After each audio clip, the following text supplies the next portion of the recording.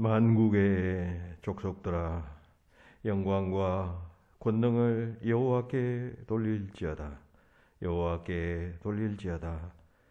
여호와의 이름에 합당한 영광을 그에게 돌릴지어다.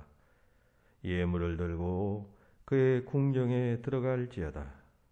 아름답고 거룩한 것으로 여호와께 예배할지어다. 아멘.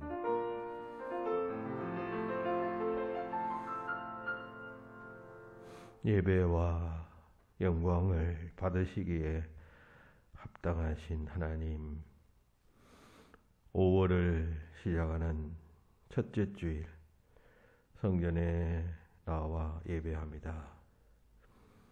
푸르게 피어나는 초목들같이 저희들의 심령도 하나님 앞에서 아름답게 자라나게 하여 주시옵소서. 5월 가정의 달, 성도들의 가정에 복이 넘쳐나게 하시고 자녀들이 믿음 안에서 자라나게 하시며 온전히 하나님만 섬기는 가정이 되게 하여 주시옵소서. 오늘의 예배를 주께서 받아주시기를 빌며 예수님 이름으로 기원하옵나이다. 아멘.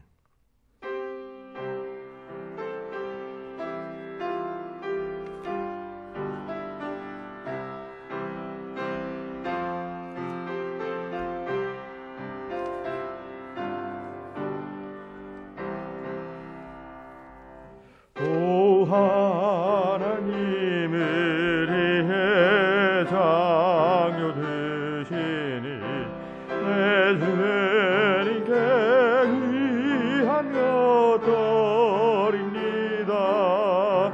내 주께만 엎드려 경배드리며 내 주의 이름 높이 찬양하네. 오 하나님 우리의 대주제시여 풍랑일 때도 오셨네. 죽음에서 우리를 구하셨으니 내 주의 이름 높이 찬양하네.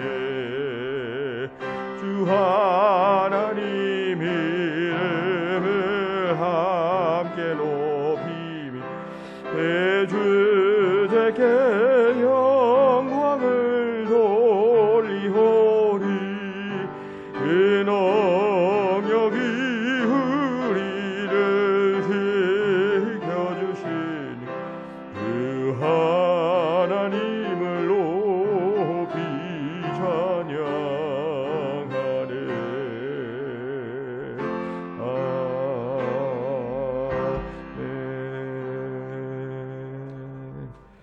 교동문 95번 가정주일 말씀을 교독합시다. 95번 교동문입니다.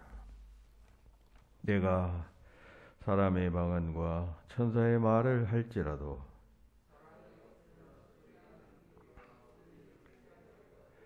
내가 예언하는 능력이 있어 모든 비밀과 모든 지식을 알고 또 산을 옮길 만한 모든 믿음이 있을지라도 내가 내게 있는 모든 것으로 구제하고 또 내 몸을 불사르게 내줄지라도 사랑은 오래 참고 사랑은 온유하며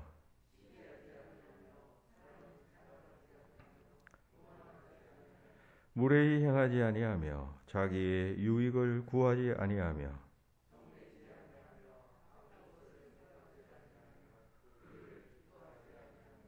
진리와 함께 기뻐하고 모든 것을 참으며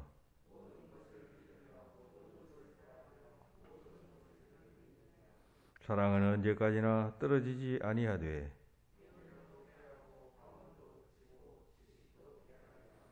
그런 적 믿음, 소망, 사랑 이 세 가지는 항상 있을 것인데 그 중에 제일은 사랑이라.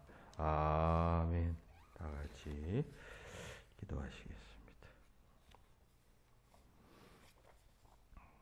주님께서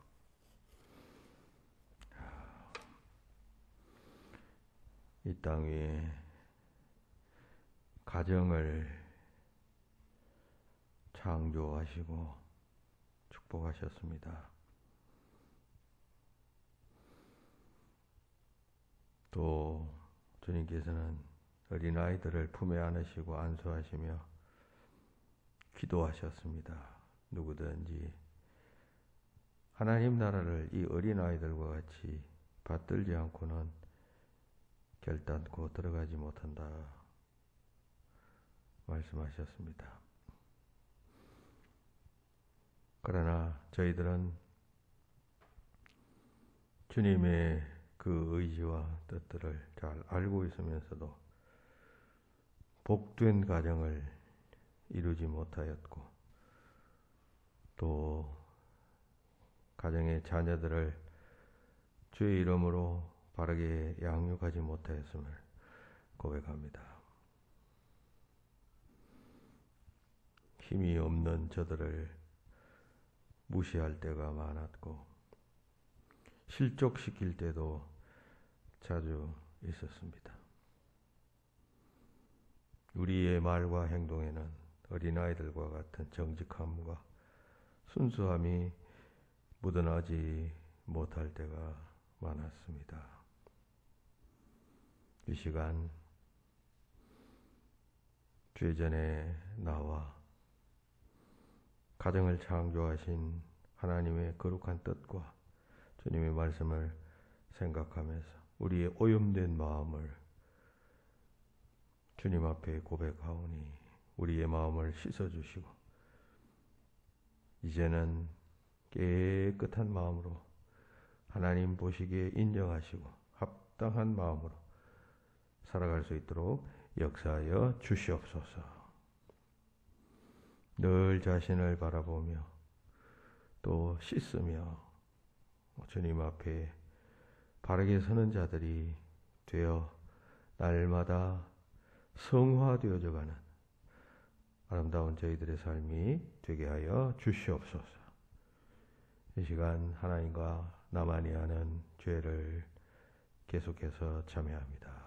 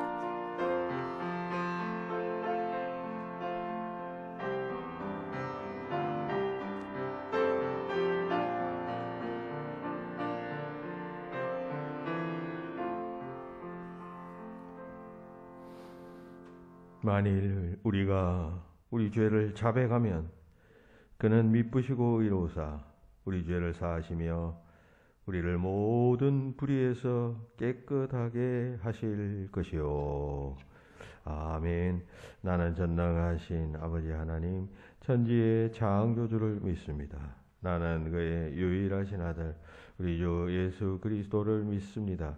그는 성령으로 잉태되어 동정녀 마리아에게서 나시고 본디오 빌라도에게 고난을 받아 십자가에 못 박혀 죽으시고 장사된 지 사흘 만에 죽은 자 가운데서 다시 살아나셨으며 하늘에 오르시어 전능하신 아버지 하나님 우편에 앉아 계시다가 거기로부터 살아있는 자와 죽은 자를 심판하러 오십니다. 나는 성령을 믿으며 거룩한 공교회와 성도의 교제와 죄를 용서받는 것과 몸의 부활과 영생을 믿습니다. 아멘. 연이어 기도합니다. 자비로우신 하나님, 오늘 우리 교회의 두 성도가 또 세례를 받습니다. 박정숙, 김현욱 두 분이 그동안 교육을 받고 또 문답, 면담을 거치어 세례를 받게 됩니다. 하나님의 백성으로 바르게 살고자 다짐하는 귀한 예식 위에 함께 하시고 물세례와 함께 성령 세례의 역사가 나타나게 하여 주시옵소서. 그래서 그들의 삶이 새로워지고 또 변화되는 은혜가 되고 또 계기가 될 수 있도록 인도하여 주시옵소서. 가정의 달을 맞아 우리의 가족들을 위하여 기도합니다.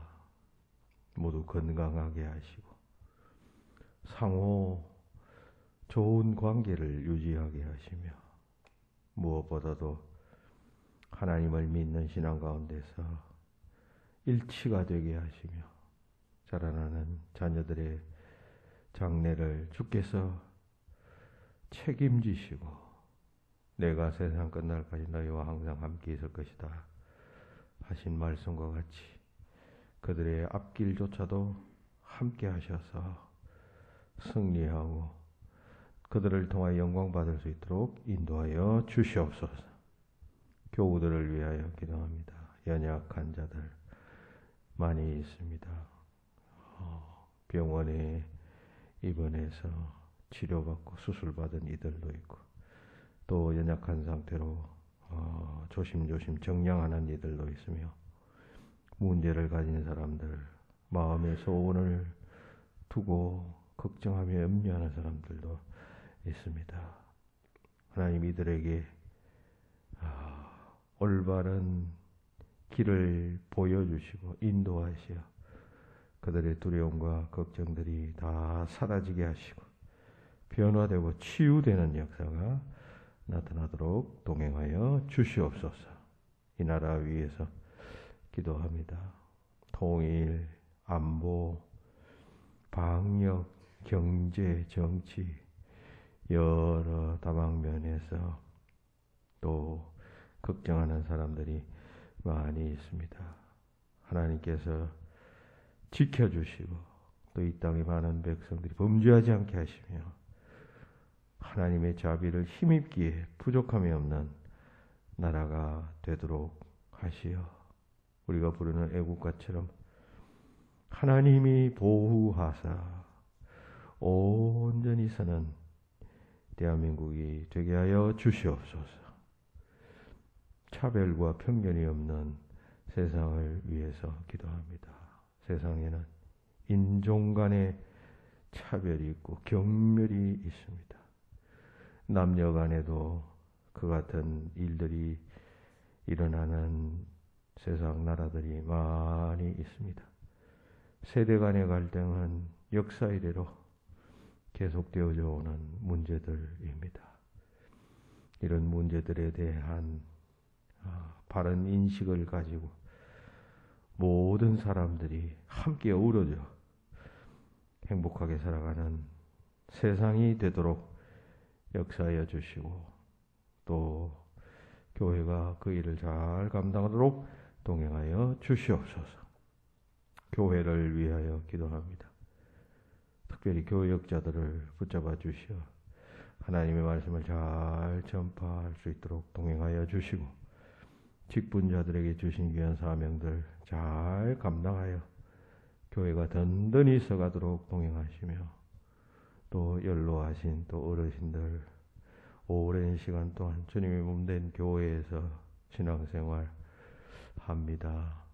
또 교회를 위한 마음, 사랑, 헌신, 수고 위로하여 주시고 더욱 하늘나라의 소망으로 가득 채워 주시옵소서. 자라나는 자녀들도 지켜주시며 그들이 더욱 참 신앙으로 이 세상을 살아가기에 부족함이 없도록 역사하여 주시옵소서. 주께서 우리들과 함께 해주실 줄 믿고 주 예수 그리스도의 이름으로 기도하옵나이다. 아멘.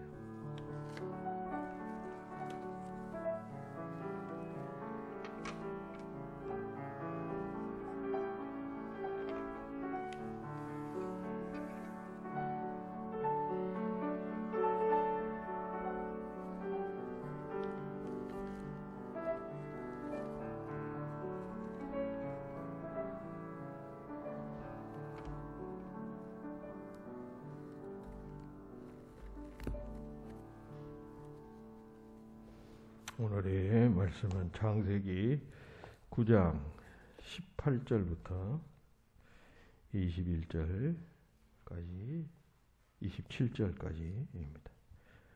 창세기 9장 18절부터 27절까지입니다. 11페이지입니다. 구약성경 11페이지.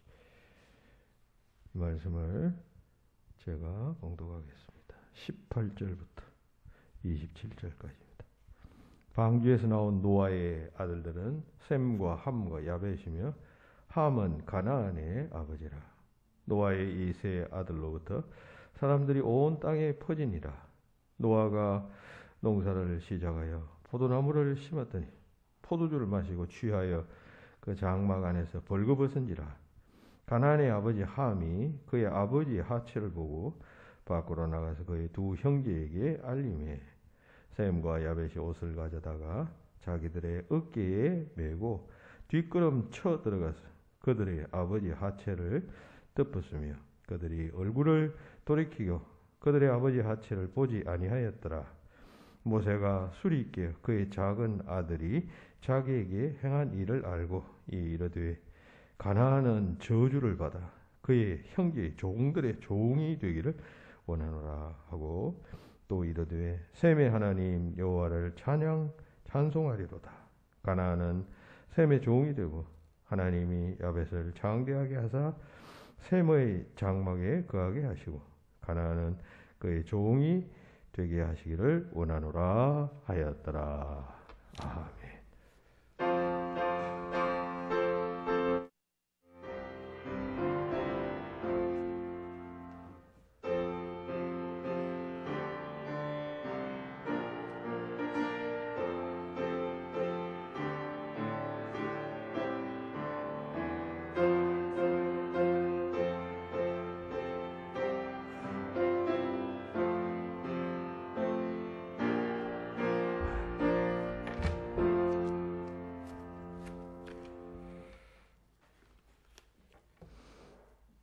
오늘은 한국 교회가 어린이주일 혹은 가정주일로 지키는 주일입니다.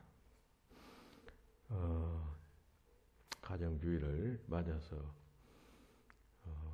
부모 자식 간의 갈등은 왜 발생하는가?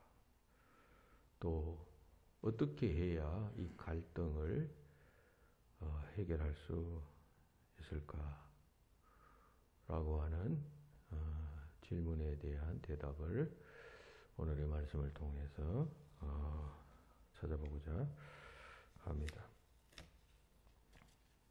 부모 자식 간의 갈등의 이유에 대해서 말하고 있는 어떤 책을 제가 읽어본 적이 있습니다. 왜 갈등하느냐 할 때 두 가지 예를 들어서 설명하고 있었습니다. 두 경우 다 상호, 즉 부모는 부모, 부모는 자식에 대해서, 자식은 또 부모에 대해서 그 상호의 특성에 대해서 잘 이해하지 못하기 때문에 갈등이 발생한다. 그런 이야기를 하고 있습니다. 첫 번째 든 예는 아이들이 이제 뭐 친구와 전화 통화를 하거나 혹은 또 숙제를 하고 있는데 부모가 그 사실을 모른 채 너 가서 쓰레기 버리고 와 이렇게 말한다든지 혹은 부모가 다른 어떤 무슨 일을 하고 있는데 자녀가 그 사실을 모르고 무언가를 계속 요구할 경우, 이럴 때 갈등이 발생한다는 것입니다. 그러니까 그렇게 하는 이유가 있을 것 아니에요. 각자. 그걸 잘 이해하면 갈등의 폭이 좁아지고 또 이해가 되는데, 그렇지 못하니까 계속 자기식으로 생각하니까 갈등이 정폭되고 누적되면 문제가 된다는 것입니다. 어른들은 시간에 대한 압박감 속에서 살아갑니다.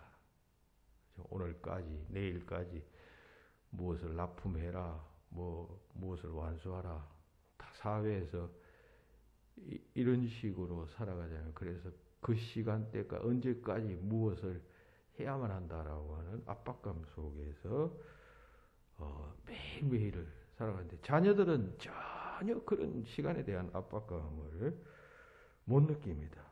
못 느낀다는 것은 그러한 시간 감각에 대한 어떤 경험, 감각이 개발되지 않는 상태에 있다는 것입니다. 그러니까 시간 개념의 시간의 압박 속에 살아가는 어른들의 입장에서는 그런 자녀들이 답답할 것이고, 또 그렇게 다그치는 부모에 대해서 자녀들은 납득할 수 없게 되는 것입니다. 그리고 부모들은 그런 어떤 명령을 자녀에게 내릴 때 그 이행하지 않으면 자기를 무시한다라고 생각하게 됩니다. 반대로 자녀들은 그런 부모의 마음을 전혀 이해하지 못하니까 계속 자기 하는 일을 계속하게 됩니다. 그러다가 점점 다툼이 생기고 갈등이 생겨나게 된다는 것입니다. 이것이 부모 자식 간의 갈등을 유발시키는 전형적인 예라고 말했습니다. 두 번째 든 예는 이런 것이었습니다. 이것은 성장 과정에서 발생하는 갈등 형태입니다. 부모들은 자녀들을 키우잖아요.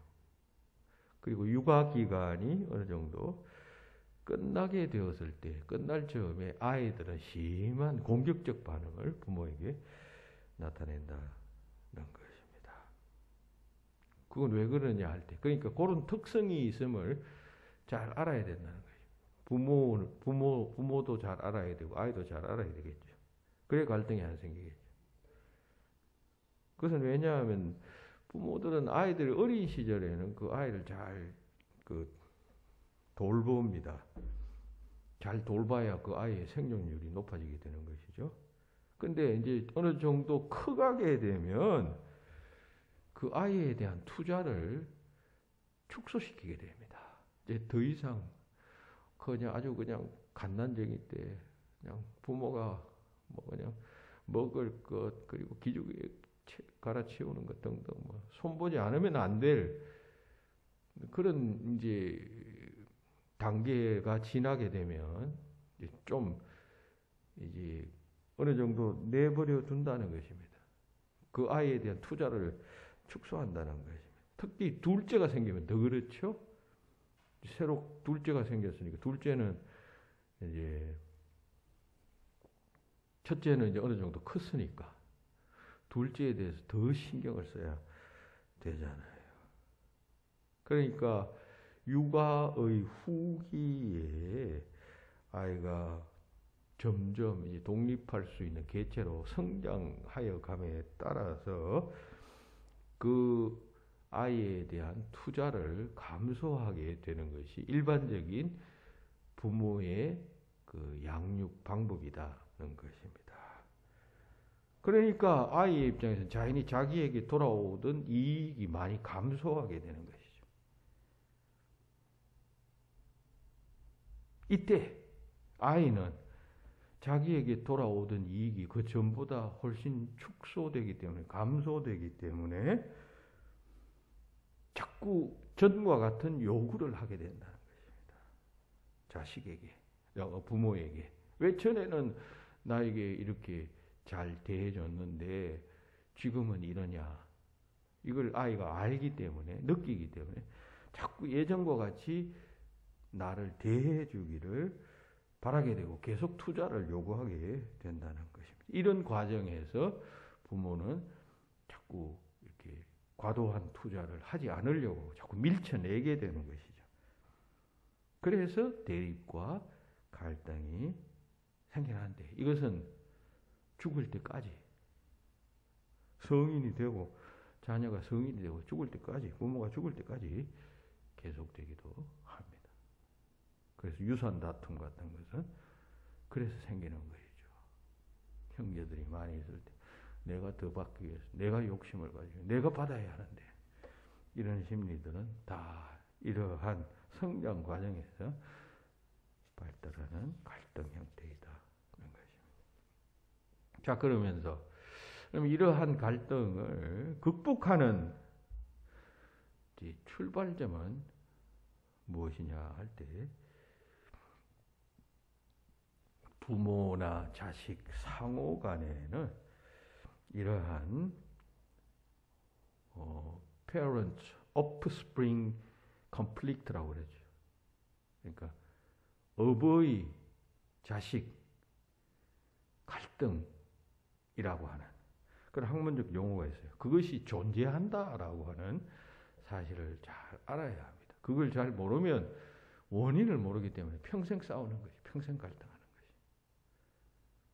것이. 부모에게는 이런 심리가 있고 자식에게는 이런 심리가 있다는 것을 부모가 잘 이해를 하면 그걸 이해를 하기 때문에 객관적으로 거기 볼 수 있잖아요. 말려 들어가지 않게 되잖아요. 언제 자녀가 부모에 대해서 막 그냥 이해할 수 없는 비난을 하고 막 그냥 불평을 털어놓는다면 이 지혜로운 부모는 이거 어버이 자식 간의 갈등 현상, 소위 parent offspring conflict다라고 하는 사실을 깨닫는다면 그걸 잘 대처할 수가 있겠죠. 많은 사람들은 이걸 모르기 때문에 계속 우리 아들 이상해, 우리 부모가 이상해 하면서 싸움을 계속하게 된다는 것입니다.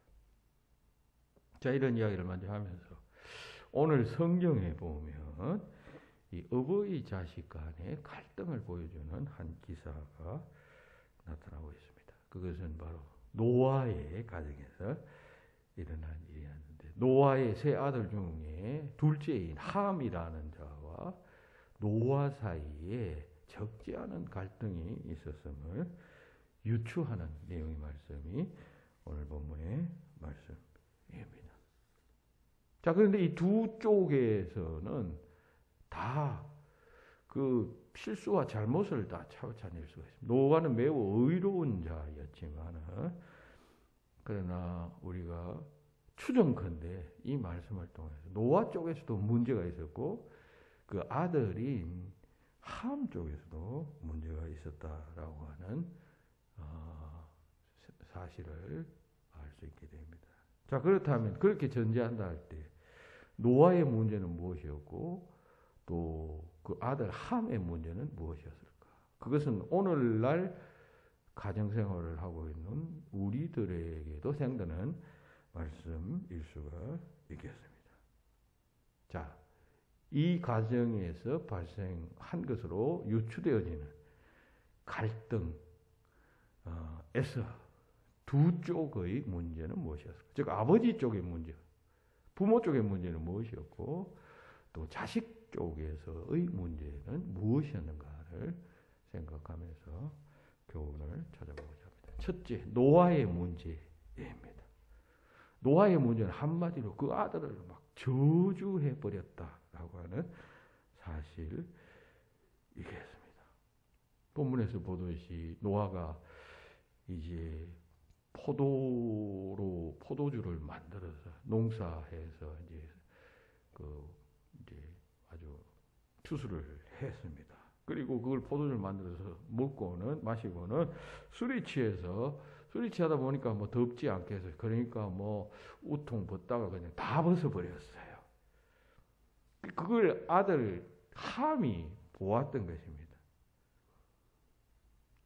근데 아들 함은 오늘 본문에서는 뭐 정확하게 나타나 있지 않지만은 아마 그 모습을 보고 뭐 그냥 킥킥 웃으면서 아마 조롱한 것이 아닌가. 그리고 그것을 또 형제들에게 가서 아버지 봐라 아버지 그냥 저렇게 술 취해가지고 그냥 저렇게 막 그냥 저런 모습을 하고 있다 하면서 뭐 그렇게 그런 태도를 취했던 것 같습니다. 그랬더니만은 나중에 그 사실을 알게 된 이 노아가 분노해서 그 둘째 아들을 저주한다라고 하는 것이 오늘 본문의 내용이겠습니다.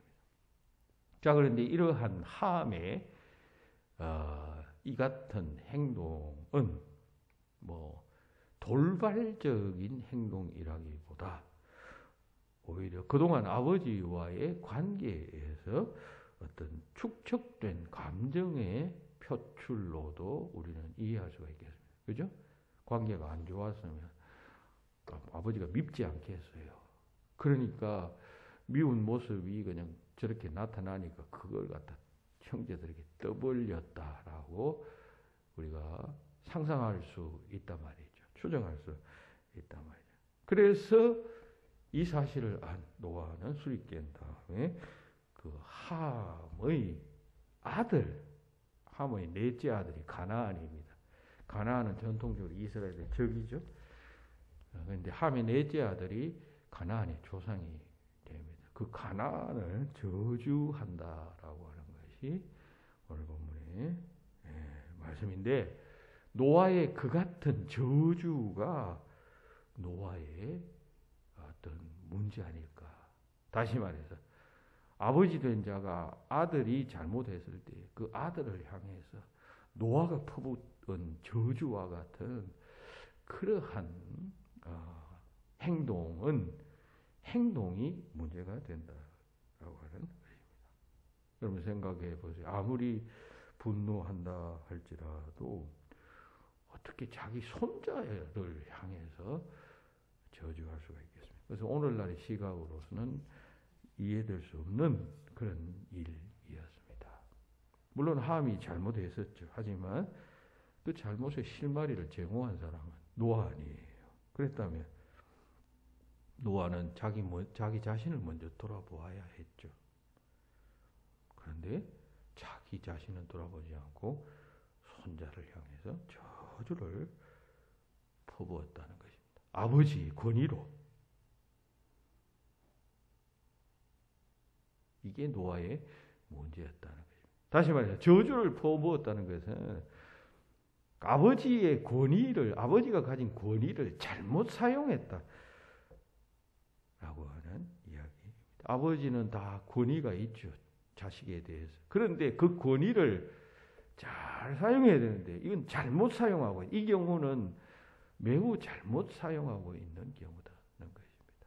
그래서 노아와 함 사이의 갈등 관계는 정폭되고 그 갈등의 정폭은 그 당대뿐만 아니라 그 후에 여러분 셈의 후손에서는 이스라엘이 나오고 가나안의 후손은 늘 역사적으로 이스라엘 민족의 적이 되잖아요. 갈등 관계가 지금까지 계속되어져 오고 있잖아요.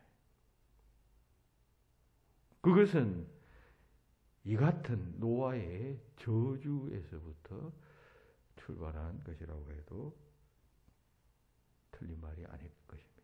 우리도 충분히 그럴 수가 있어요. 부모의 권위를 앞세워서 노아처럼 행동할 수가 있습니다. 잘못된 권위의식을 가지고 그걸 막 이렇게 휘두르는, 사용해버리는 그런 경우가 있어요.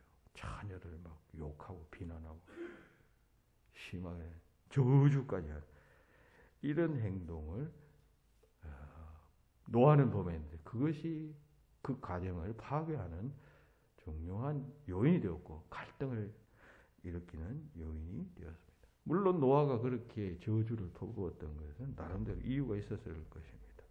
왜냐하면 그 당시에 윤리나 도덕으로서는 다 부모에게 대해서는 자녀들이 순종하고 공경해야 함을 가르치고 있기 때문입니다. 잠언 30장 17절에도 그런 말씀이 있죠. 그러니까 노아는 자녀에 대해서 아주 권위적인 태도로 권위를 휘둘러 버렸던 것입니다. 이 부모 중에는 권위적인 부모가 있고 권위 있는 부모가 있습니다. 권위적인 부모와 권위 있는 부모는 다릅니다. 권위적인 부모는 자녀에 대해서 매우 강압적입니다. 그런데 권위 있는 부모는 아주 줏대 있는 방식으로 자녀를 올바르게 인도합니다. 권위적인 부모는 맹목적으로 강요합니다. 아이가 잘못되면 예외 없이. 얼마 전에 그 미나리라는 영화가 아카데미상에서 여우 조연상을 탔잖아요. 그래서 우리 요즘은 다 집에서 영화를 볼 수 있으니까 그걸 잠깐 보니까 그 미국에 이민 간 어떤 우리 한국 사람들의 그 애환을 그리고 있는데 그 집 아이를 야단치는 그 주인공 아버지의 모습이 거기 잠깐 묘사되어 있는데 그 모습을 보면서 제가 느낀 것이 권위적인 아버지의 모습. 그때 제가 이 설교를 준비하고 있었거든요. 굉장한 권위적인 모습으로 나타나고 있다는 것을 제가 느꼈어요. 여러분들은 어떻게 느끼셨는지 모르겠지만 그 이유는 제가 이제 앞으로 설명을 하겠습니다. 그러니까 우리가 부모는 자녀에 대해서 권위 있는 부모가 될지언정 권위적인 부모가 되어서는 결코 안 된다는 것입니다. 여러분,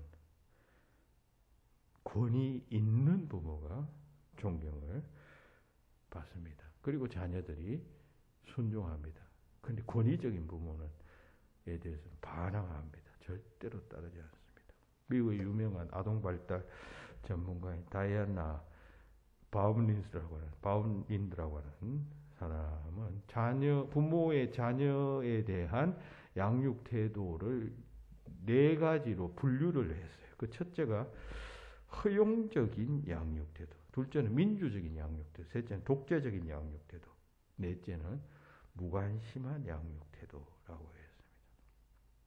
이렇게 분류하는 기준은 이 애정과 통제의 면에서 그걸 기준으로 삼아서 그걸 어떻게 하고 있느냐에 따라서 이제 허용적인 양육 태도를 가진 사람이 있고 또 민주적인 양육 태도를 가진 사람이 있다 이렇게 말합니다. 허용적인 양육 태도라는 것은 뭐냐면 애정은 높아요. 자녀에 대한 애정은 높지만 통제가 거의 없는 너무 사랑하니까 그냥 하고 싶은 대로 놔두는 그것이 바로 허용적인 양육 태도예요.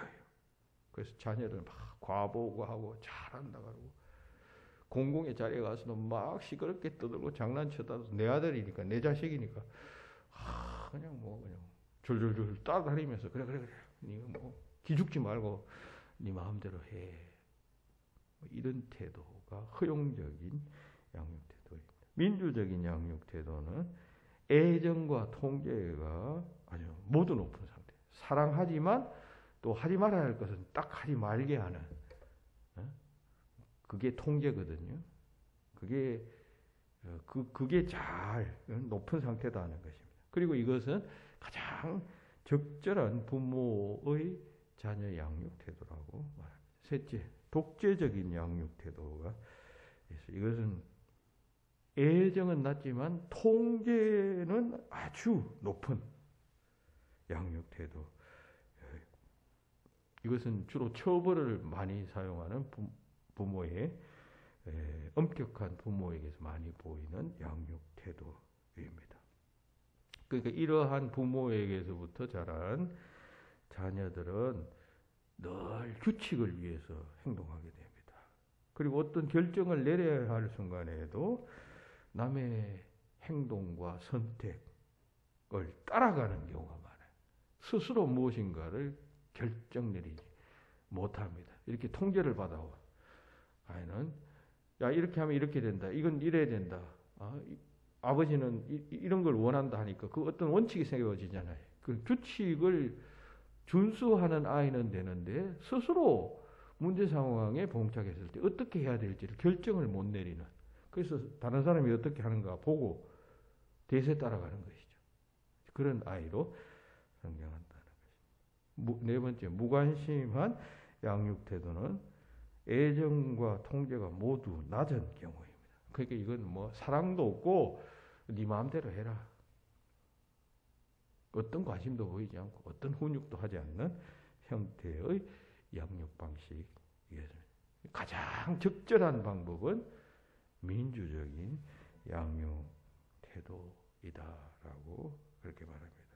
그러니까 부모가 자녀에 대해서 애정을 쏟지만 잘못된 행동에 대해서는 엄격하게 바로잡아서 그리고 부모의 요구를 이행해야 할 이유에 대해서 잘 설명을 해 줌으로써 그러니까 민주적이죠. 그죠? 이러니까 해. 그 이유를 설명해 주지 않는 것이 아니라 그 이유를 잘 설명해 주는 것이 민주적이에요. 이유를 설명해 주지 않고 이건 너 해야 돼. 무조건 해야 돼. 아까 미나리에서 나온 그 아버지의 태도가 이러했습니다. 너 이거 하지 말라 그랬지. 근데 그 다음에 왜 하지 말라 그랬느냐에 대한 이유 설명해 보세요. 무조건 너는 아이니까 부모가 시키는 대로 해야 돼 하면서 이렇게 뭐 거기에 문제 있게 야단치는 것은 아닌데 그런 모습을 거기에 표현하고 있었습니다. 그러니까 과거에 한국에서 미국으로 이민 간 사람들은 다 한국에서 그런 어떤 상당히 강압적인 독재적인 양육을 받았기 때문에 자연히 서양인 그곳에 가서도 그런 양육 태도를 보였다. 그런 어떤 과거의 추억들이 되살아난다라고 그 영화에서 그렇게 묘사하고 있는 것입니다. 예를 들면 아이가 횡단보도를 빨간불이 켜졌을 때 건넜다고 치십시다. 그럼 부모가 야단치겠죠. 너 빨간불인데 왜 건너가느냐. 파란불일 때 건너가야 된다. 내가 가르치지 않았어? 이렇게 야단칠 수가 있습니다. 그러면 아이가 지금 뭐 여기 차도 안 다니잖아요. 그리고 다른 친구들도 뭐 다 그렇게 하는데요. 하면서 자신의 잘못 없음을 주장한다고 한번 가정해 보십시다. 그때 이 상황에서 부모가 끝까지 아이의 행동에 잘못이 있음을 계속 강조만 한다면 그걸 자세하게 왜 네가 잘못되었는지를 설명해 주지 않고 네가 잘못되었어 라고 하는 사실만 강조한다면 이 아이는 뉘우치기보다도 억울한 감정만 자꾸 커갈 겁니다. 왜냐하면 아이는 차도 안 다니고 자기만 안 걸어간 게 아니라 다른 친구들도 그런 상황에서 다 거기 건너가니까. 그리고 부모는 그 이유를 설명해 주지 않으니까 억울한 것이죠. 억울한 감정만 자꾸 쌓이게 된다는 것입니다. 그러니까 이런 아이 때는 어떤 가치관의 확립이 아직 되지 않았기 때문에 도덕이라는 것은 그냥 잘못하면 벌 받고 잘하면 상 받는 것이라고 이해하는 경우가 많아요. 따라서 잘못된 행동을 자세히 설명해 주지 않고 야단만 친다면 다음번에 유사한 행동, 유사한 일이 발생했을 때 이 아이는 어떻게 행동하느냐 하면 나의 이 행동이, 이 잘못된 행동이 발각될까 아닐까를 기준으로 삼아서 행동하게 된다는 것입니다. 그죠? 아이들은 그냥 잘하면 칭찬받고 못하면 벌 받는 것. 이게 일반적으로 가지고 있는 가치관이기 때문에 내가 엄마한테 야단 맞고 하는 것은 그건 피하려고 하는 거죠. 그러면 그 피하기 위해서는 숨긴단 말이죠. 그 사실을, 잘못된 행동을. 그런 쪽으로 잘못 가기 쉽다는 거죠. 부모가 원하는 쪽으로 교정되지 않고 숨어 들어가서 다른 쪽으로 가게 된다는 거죠. 그런데 이 아이가 잘못했을 경우에 이렇게 부모가 설명해 준다면 어떻게 될까요? 자, 도로에서 차가 많이 다니지 않는다고 그 횡단보도에 빨간불일 때 네가 건너가기 시작한다면 습관이 된단다. 그러면 당연히 사고가 날 위험이 커지겠지? 그리고 사고가 나면 손해보는 것은 누구야? 너 자신이란다. 그리고 교통신호를 잘 지키는 습관을 가지면 교통사고가 날 확률도 훨씬 덜하겠지. 그러니까 교통신호를 잘 지키는 것은 너를 위한 일이기도 하고 나를 위한 일이기도 해. 그러므로 교통신호를 잘 지켜야 해. 이렇게 설명하면 충분히 어린아이라도 이해하고 납득하게 되잖아요. 그러니까 이건 예인데 이런 식의 양육 방식이 민주적 양육 방식이다라고 하는 것입니다. 자, 그런데 길게 이야기했습니다. 오늘 본문의 노아는 지금 그 아들에 대해서 저주를 퍼붓고 있어요. 권위적인 모습만 드러내고 있다는 것입니다. 만약 이 상황에서 노아가 권위적인 태도가 아니라 권위 있는 태도로, 그죠? 권위 있는 태도로 함을 따끔하게 야단치고 그리고 그 이유를 잘 설명해 주었다면 여러분 어떻게 되었을까요? 추정이지만 지금 이 노아의 아들들 가운데서 소위 셈족도 나오고 가나안족도 나오고 하잖아요. 이 함이라는 말은 좀 검다라고 하는 뜻이. 그래서 어떤 사람들은 흑인의 조상이다 이런 식으로 설명하는. 그게 아니고 중동에 가면 좀 얼굴이 검은 색깔이 우리 한국 사람도 하얀 사람이 있고 약간 검은 사람이 있잖아요. 그런 어떤 특징을 이야기해요. 그러니까 이 노아의 아들 가운데 좀 얼굴이 조금 색깔이 조금 이렇게 검은 조금 이런 사람 아이였다는 그런 뜻이겠습니다. 그러니까 이 함의 후손들은 그 후에 가나안 족속이 된단 말이죠. 그래서 지금까지 가나안 족속과 싸우는 것 아니에요. 팔레스타인 사람들 혹은 또 이란 사람들 이런 사람들 다 이 가나안 족속 아니에요. 그러니까 다 싸운단 말이죠. 만약 이때 노아가 함에게 그런 저주를 퍼붓지 않았다면 이러한 민족 간의 갈등이 다른 방향으로 또 이렇게 진행되지 않았을까 하는 생각이 듭니다. 노아의 실수, 명백한 실수라고 추정할 수가 있겠습니다. 부모된 자들은 그런 사실을 생각하면서 자녀에 대해서 권위만 앞세우는 것이 아니라 권위적인 아버지, 부모가 아니라 권위 있는 부모로서 자녀를 잘 이렇게 통제하고 사랑해 갈 수 있어야겠다는 것입니다. 두 번째는 함의 문제입니다. 그럼 아들에게는 문제가 없었냐 할 때 아들에게도 역시 문제가 있었다는 거예요. 함의 문제는 뭐냐 할 때 아버지를 조롱했다. 여기서 조롱이라는 단어나 기타 그런 표현은 본문에서 나타나 있지 않지만 성경 해석학자들은 대체로 이런 식으로 해석을 합니다. 그러니까 이 함은 실수한 아버지 노아를 덮어주지 못했다. 그 실수를 가리워주지 못했다라고 하는 점이 함의 중요한 문제였고 그것은 곧 아버지를 조롱하는 것이었다는 것입니다. 형제들에게 가서 더 떠벌립니다. 아버지의 약점을 드러냅니다. 오늘날도 많은 자녀들은 부모의 연약함에 대해서 이런 태도를 취하는 자식들이 있죠.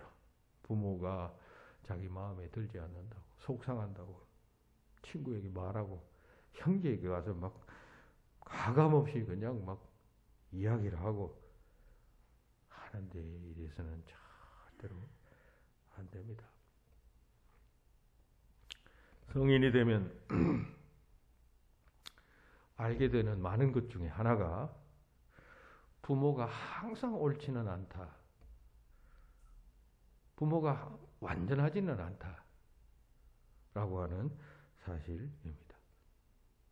어릴 때는 부모가 그야말로 나의 이상형이고 위인이고 전능자였지만 점점 커가게 되면 부모도 역시 우리와 똑같은 인간이고 그래서 연약하고 실수한다. 라고 하는 사실을 발견합니다. 점점 이상이 깨어지는 것이죠. 그때 이 미련한 자식들은 부모에 대해서 실망하고 그 실망을 막 표현합니다. 털어놓으면 시원하다고 막 친구에 가서 막 사려 깊지 못하게 막 발설을 하게 됩니다. 심지어 오늘 본문에 이 함처럼 조롱합니다. 자녀된 자는 그 점을 매우 주의해야 한다는 것이에요. 부모는 아무리 그래도 부모예요. 부모의 권위는 어떤 경우에도 훼손될 수 없는 신성불가침적 요소가 있습니다. 성격이 있어요. 그죠?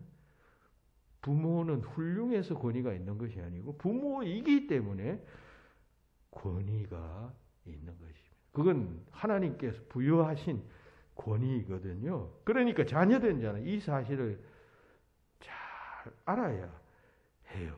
여기 보면 본문에 보면 두 형제인 셈과 야벳은 아버지가 벌거벗은 모습을 보고 얼굴을 돌리고 이불을 가지고 와서 그 아버지의 벌거벗은 몸을 덮어주는 모습이 나와요. 그리고 이들은 축복을 받잖아요. 노아로부터 그냥 큰 축복을 받잖아요. 부모는 축복의 통로예요, 여러분들에게. 하나님께서 복을 주실 때 부모를 통해 주신단 말이죠. 그러니까 자녀는 어떤 경우에도 부모의 권위를 손상 입히면 안 된다는 것입니다. 하나님께서 부모에게 우리 생명이라는 것은 여러분 부모 없이는 있을 수가 없잖아요. 부모로부터 오는 것 아니겠어요. 그러니까 그러한 권위가 부모에게는 있다는 사실을 자녀들은 잘 알고 그 권위를 존중해 줘야 합니다. 프랑스의 아동 정신의학자 프레데릭 코크만이라는 사람은 권위는 교육의 기둥이다라고 하는 말을 했어요. 권위라는 말은 무슨 말인가 하면 남을 지휘하거나 봉소로 하여 따르게 하는 힘이라고 이렇게 국어사전에 정의되어져 있어요. 자녀가 사람 되기 위해서는 여러분 잘 가르쳐야죠. 잘 가르치려면 권위가 있어야 돼요. 권위 없는 사람이 가르치면 통솔하지도 따르지도 않고 배우지도 않고 그렇게 될 것 아니에요. 그러니까 자녀된 자는 이 부모의 권위는 하나님께로부터 온 것이라는 사실을 잘 알고 그걸 인정해야 돼요. 인정해야 돼요.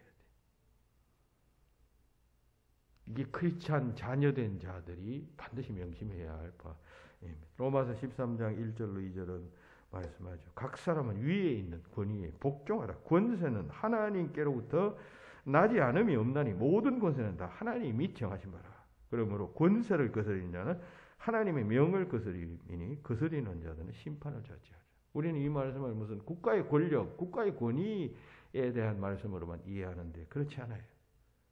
국가의 권위, 통치자도 하나님이 세우시지만 여러분 가정의 권위자인 부모님도 하나님이 세우시는 것 아니에요? 그 다 하나님이 정하시는 것이. 그러므로 그 권위의 긍정적 성격을 잘 인정하는 자가 지혜로운 자예요. 근데 부모의 권위를 손상시키는 자녀가 있다면 그건 매우 어리석은 자인 것이죠. 그래서 성경은 자녀들에 대해서 부모를 존경해야 한다.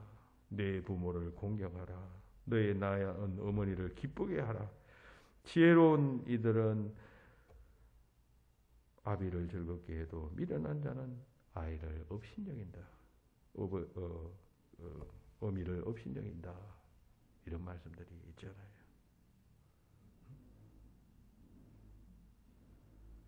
그만큼 성경은 부모를 존경하고 존중해야 함을 가르칩니다. 함 같은 자녀가 되면은 결코 아니 될 것입니다. 말씀을 정리합니다. 10계명의 5계명은 내 부모를 공경하라 했잖아요. 키베드라고 하는 이 단어는 가장 무겁게 여긴다는 뜻입니다. 내 부모를 가장 무겁게 여겨라. 세상의 그 어떤 존재보다도 중하게 여겨라. 그런 말이에요. 그래야 합니다. 함처럼 되면 안 돼요. 한편 부모된 자들은 자녀들을 권위 있게 양육해야 합니다. 권위적인 태도로 양육하면 효과가 없어요. 자기 만족에 빠지는 것이죠. 그래서 에베소서 6장 4절은 말하죠. 또 아비들아 너희 자녀를 노엽게 하지 말고 오직 주의 교훈과 훈계로 양육하라 라고 말씀하고 있죠. 자녀를 노엽게 하면 자녀가 이해 못한다는 것이죠. 내 교육 방침과 아버지의 말을 납득 못한다는 것이니까 이건 민주적 양육이 아닌 것이에요. 그냥 억압적 양육이니까 못 받아들이는 것이죠. 그 이해할 수 있게 하지만 해서는 될 것과 하지 말아야 될 것을 분명하게 가르치면 자녀가 그걸 듣고 깨닫고 그리고 인정하게 되고 받아들이게 되는 것이죠. 그러한 좋은 아버지가 되라. 좋은 부모가 되라. 그런 이야기입니다. 여러분 쉬운 일은 아닐 것입니다. 하지만 불가능한 일도 아닙니다. 우리가 알게 되면 우리 모두 다 자녀는 자녀로서 어버이는 어버이로서 하나님의 마음에 합한 그런 자들이 되어지게 될 때 우리의 가정은 한 단계 업그레이드된 그러한 가정들이 될 것입니다. 그런 여러분들의 가정이 되시기를 주님의 이름으로 축원합니다. 기도합시다. 하나님 감사합니다. 우리 모두 자녀로 부모로 살아갑니다. 하지만 부족하고 어리석어 부모나 자녀로서 바른 삶을 살지 못할 때가 많습니다. 용서하여 주시고 오늘의 말씀을 마음에 품고 어버이로 합당한 삶, 자녀로서 합당한 삶을 살도록 인도하시고 역사하여 주시옵소서. 주 예수 그리스도의 이름으로 기도하옵나이다. 아멘.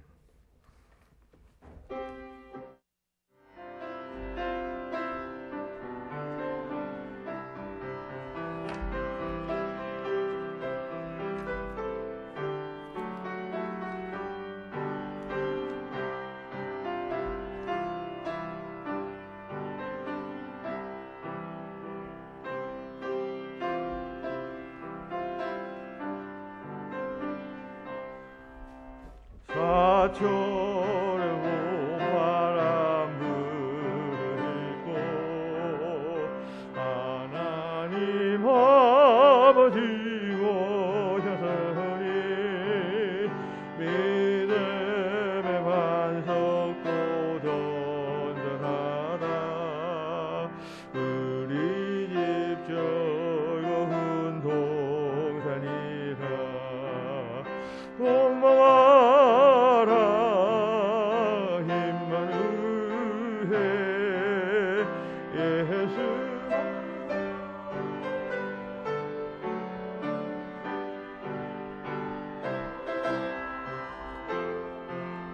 임마누엘 오게거든 3절 하겠습니다. 아침과 저녁에 수고하여 나같이 일하는 오시구가 안상에 둘러서 먹고 마셔 여기가 나군이라 옥마라 임마누엘 예수만 섬기는 은이제 옥마라 임마누엘 오게거든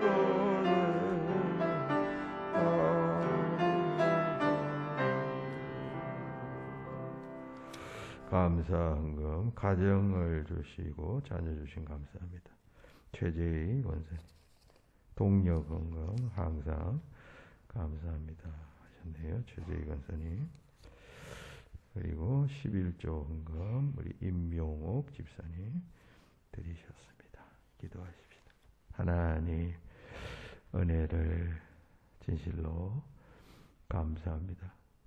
거룩한 주의 날 주시고 때마다 절기마다 또 필요한 생명 양식을 허락하시니 감사합니다.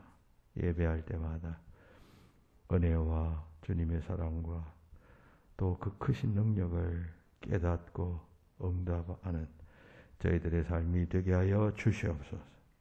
최재희 권사님 가정의 달을 맞이하여 주님 앞에 감사하며 가정을 주시고 자녀를 주심을 하나님 앞에 감사합니다. 하나님 이 가정이 더욱 복을 받고 또 온 세상에서 하나님의 빛을 비추인 귀한 가정이 되게 하여 주시고 또 동력 헌금을 드립니다. 주의 종이 또 귀한 일들을 감당할 때마다 넉넉하게 잘 감당할 수 있도록 또 함께하는 마음으로 동력하는 마음으로 드리는 예물이오니 기뻐 받아주시고 이를 통하여 영광을 거두어 주시옵소서. 임영옥 집사님 또 11조를 주님 앞에 매번 드립니다. 하나님 앞에 결심하고 드리는 이 예물이 기쁨이 되게 하시고 신앙 고백이 되게 하시며 또 아름다운 축복의 거루터기가 되도록 역사하여 주시옵소서. 예물을 정성으로 주 앞에 바친 모든 성도들 위해 한량없는 능력과 은혜가 넘치기를 바라고 예수 그리스도의 이름으로 기도나이다. 아멘. 네, 교회 소식 주보를 참고하시기를 바랍니다. 부활절 5번째 주일이죠. 5월 첫 번째 주일입니다. 또 가정주일이기도 합니다. 이 가정주일은 가정의 달 주일 중에 한 주일을 선택해서 지킵니다. 가정을 주신 하나님께 감사하고 또 신앙의 부모, 신앙의 자녀가 되기를 다시 한번 결심하는 그런 주일입니다. 이 가정주일의 취지를 잘 알고 그 의미대로 이루어지는 가정이 되어야겠습니다. 오늘 3부 예배 때 세례에 2분 받게 됩니다. 기도해 주시기를 바랍니다. 코로나 발병 예방 상황이 계속되고 있습니다. 조심하시고 또 감염되지 않도록 해주시면 감사하겠습니다. 다음 주일은 어버이 주일입니다. 그리고 나서실 때 마스크는 받으시는 마스크는 우리 전영인 비서님이 매번 제공해 주십니다. 감사합니다. 기도하십시다. 이제는 우리 주 예수 그리스도의 은혜와 하나님 아버지의 그 크신 사랑하심과 성령님의 교통하심이 여기 모인 모든 주의 자녀들 위해 지금부터 영원토록 함께 없기를 간절히 축원하옵나이다.